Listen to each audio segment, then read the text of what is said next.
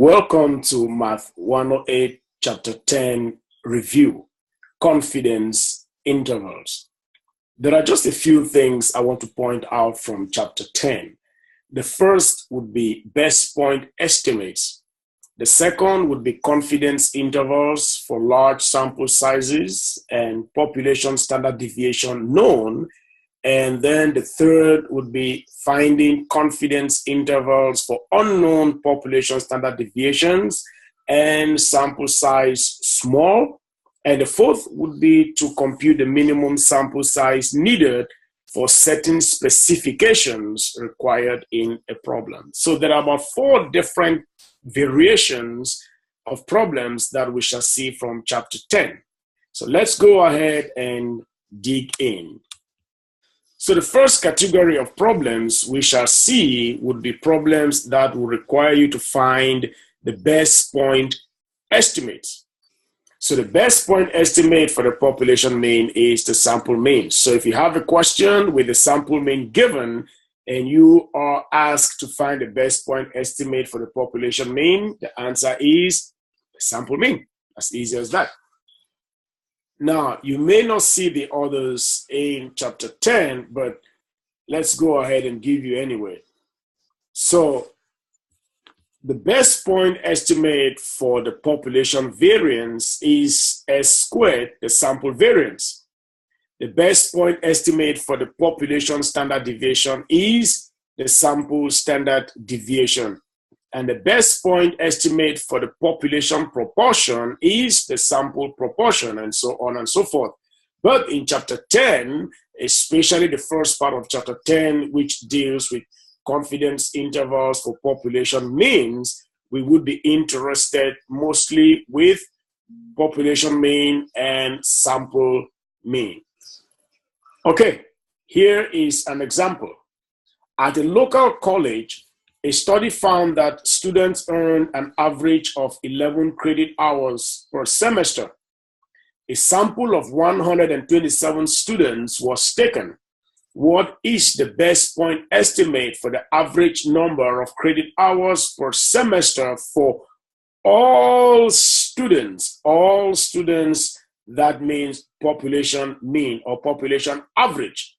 So what is the best point estimate for the average number of credit hours per semester for all students at the local college? We did say that the sample mean estimates the population mean. So what is the sample mean in this question? At the local college, a study found that students earn an average of 11 credit hours. So the best point estimate for the population mean, which would be the average number of credit hours per semester for all students, is simply going to be 11. And that is our answer. As easy as that. Math is beautiful. Let's take another example. The mean monthly electric bill for 132 residents of the local apartment complex is $86. What is the best point estimate for the mean monthly electric bill for all residents of the local apartment complex? The sample mean is 86, and we're interested in the best point estimate for all. That is the population mean. And again, once more, our sample mean estimates the population mean, and therefore our answer is simply the sample mean, which is $86. And that is your answer. Beautiful. Okay, so that is the first category of problems you would see from the first part of Chapter 10, confidence intervals for population means. Now let's go ahead and look at the second category of problems that you would encounter from Chapter 10. Okay, the second category of problems would be finding confidence intervals for population means with known population standard deviation, sigma, and the sample size is bigger than or equal to 30. I'm going to go ahead and just give you the formula. and then I'll show you how to get the various components to insert into the formula. That is the formula. Right here, we have the sample mean that is going to be given. We have the population standard deviation that is known. We have the sample size that will be given. And the only thing we need to find is Z alpha divided by 2. Z alpha divided by 2 is the Z value such that the area of alpha divided by 2 is to the right of Z. Drawing a little diagram, this is what we are looking at here.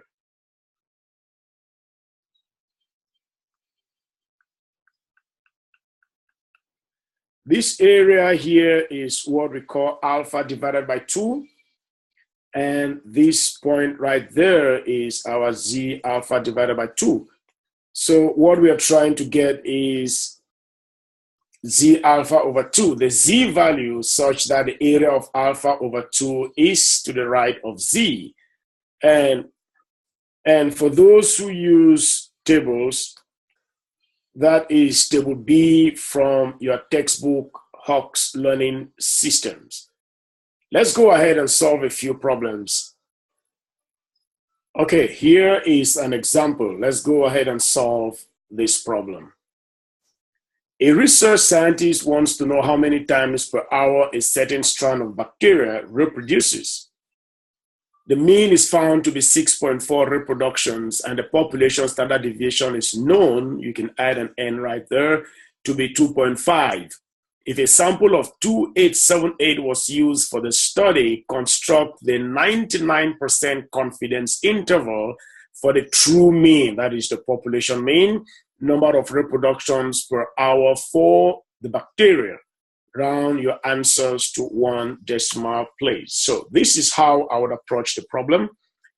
Firstly, I want to write down the formula. The next thing is I want to substitute values into the formula. So I substitute what I know. I know what the mean is. I know what the standard deviation is. I know the sample size. What I do not know is Z alpha divided by 2. So let's go ahead and do that together.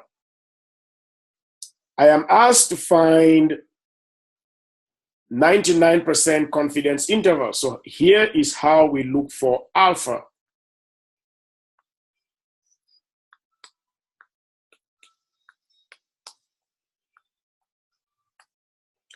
Alpha is 1 minus 0.99, and that is 0.01. Number 2, I look for alpha divided by 2, and you want to make that 4 decimal places. And in step 3, we look for Z alpha over 2. So we go over to table B and look for the area that is closest to 0.0050 and read off the Z value. Let's do that together. Okay, looking at table B, we realize that there are 2 values that are closest to 0.005. And these 2 values are this and this.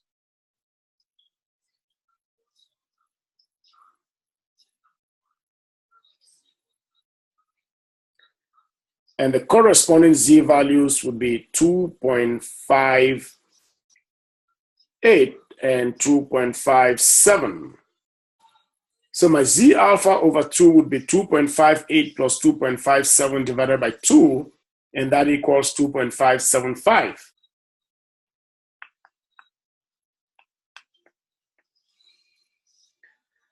And all I have to do is compute that.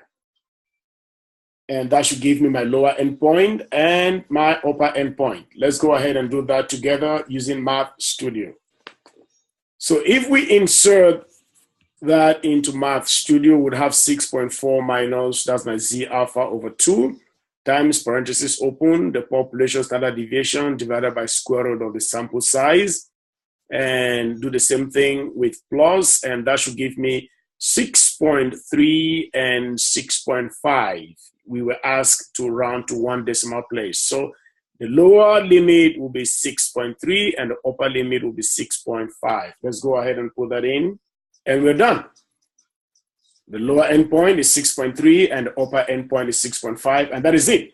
So all the questions involving finding confidence intervals for population means with known population standard deviation and sample size bigger than or equal to 30, all you have to do is follow that procedure and we will be done.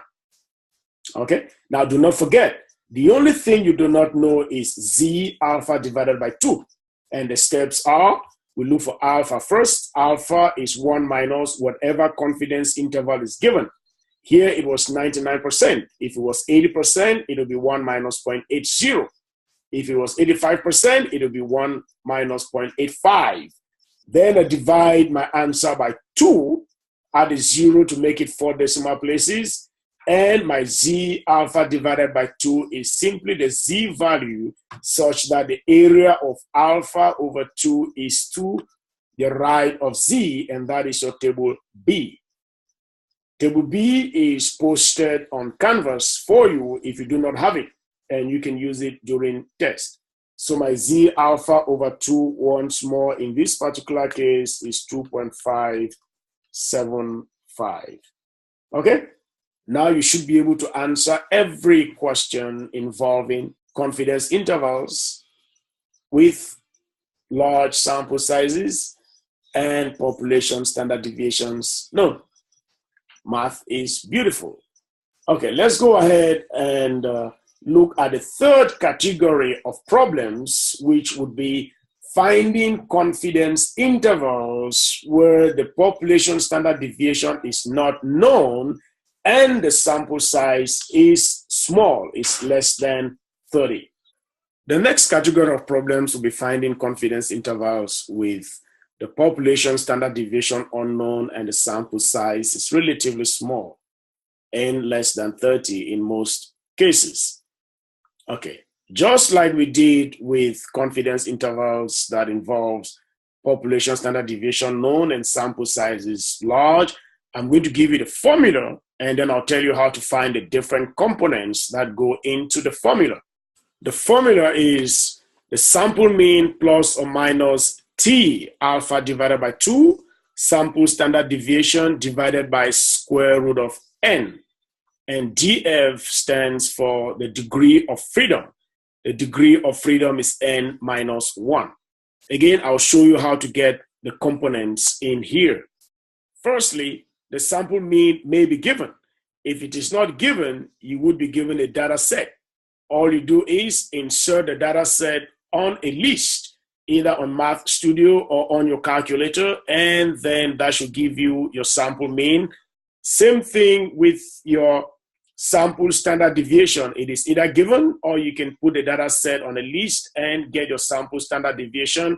And the sample size, you just count how many data values are there, or it may be given. So once more, the only thing that you do not know yet is T alpha over 2.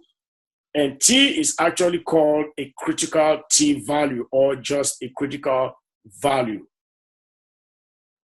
Just as we said in the case of Z alpha divided by 2, that is simply the T value such that the area of alpha divided by 2 is to the right of T. Again, the exact same thing as before. That area is alpha divided by 2, and this is your T, alpha divided by 2 right there. Okay? A random sample of 27 fields of corn has a mean yield of 28.6. What is the sample size? 27. So what do you observe here? The sample size is 27, less than 30. So we are no longer dealing with table B. We would have to deal with a different table. Let's continue reading. The standard deviation from this sample is 5.92. That is not the population standard deviation. That is a sample standard deviation. That confirms that we are dealing with the third category of problems from chapter 10, confidence intervals with small sample sizes and population standard deviation unknown. Determine the 95% confidence interval for the true mean, which is population mean. Very good. Now, we are not going to go ahead and follow the steps as Hawks has it. We will just go ahead and solve the problem completely. So once more, what I'm going to do is I'm going to write down the formula. That is my approach. Then I will plug in the various components of the formula. So once more, that is our formula. Let's go ahead and insert values into the formula. So we have everything. We have the mean. We have the sample standard deviation. We have the sample size. What we do not have is T alpha divided by 2. Let's go through the process again for finding T alpha over 2. It's very similar to the process of finding Z alpha divided by 2. So we start with alpha. We were asked to find a 95% confidence interval. So 1 minus 0.95 is 0.05. And next is alpha divided by 2, which is 0.05 divided by 2, and that is 0.025. And number 3, we get our T alpha divided by 2. And do not forget, the degree of freedom is 27 minus 1, and 27 minus 1 is 26. So what is T alpha over 2? We know what alpha divided by 2 is, 0.025. The degree of freedom is 26. So we go to table D. Okay, so this one, let me just write it here. Table D as in David. So this is our table D as in David. And we're interested in 26 and 0.025. So let's go down, 0.025, 26. It looks like that is our value right there, 2.056. We put that value into our formula and we're done.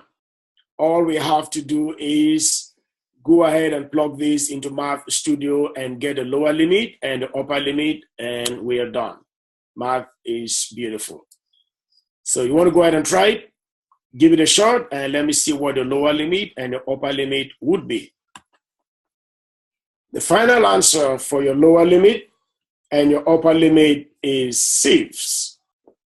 And the math major students will tell you what this means. It means we're going to leave this as a simple exercise for serious students. So if you're a serious student, find the lower limit and the upper limit and enjoy. Now let's go ahead and look at the last category of problems you will find from the first section of chapter 10. The last category of problems we shall look at here is known as the minimum sample size needed. As before, I would give you the formula and then show you how to find the various components to insert into the formula and get your answer. So the formula is n equals Z alpha divided by 2, and we already know how to find Z alpha divided by 2. So that's good. And the next thing is population standard deviation, which will be given, and the error which will be given. So easy. Why do students ever fail this? Well, many students forget the square. Okay, so now we know how to find all the components. And this is beautiful. Let's go ahead and solve one problem. Example, an economist wants to estimate the mean per capita income for a major city in Texas. He believes that the mean income is 20.7 and the variance is known. Known means table B. Known to be 40.96. How large of a sample? So the question could be, how large of a sample do we need, or find the minimum sample size needed, and so on and so forth. So how large of a sample would be required in order to estimate the mean per capita income at the 95% level of confidence with an error of at most 0.46. Just as I do with other problems, I start off by writing down the formula and then insert things into the formula. Okay, let's do that together.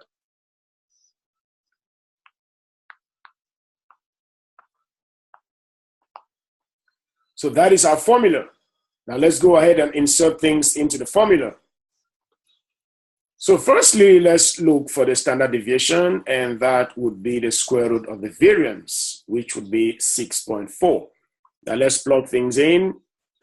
So I have my 6.4 population standard deviation. I have my 0.46, the error, again, Z alpha divided by 2. Let's go ahead and do it one more time.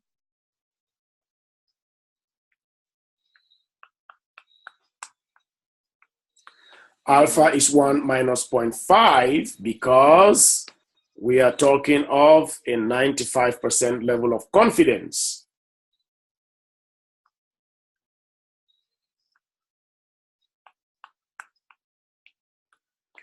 And that is 0.05. Next, I divide alpha by 2.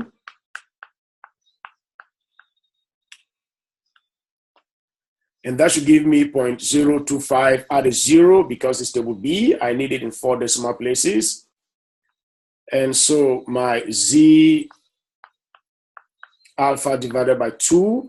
Let's go back to table B and look for 0.025, the area that is closest to 0.025, and read off the Z value. So we see the 0.025. Let's read off the Z value. That would be 1.96.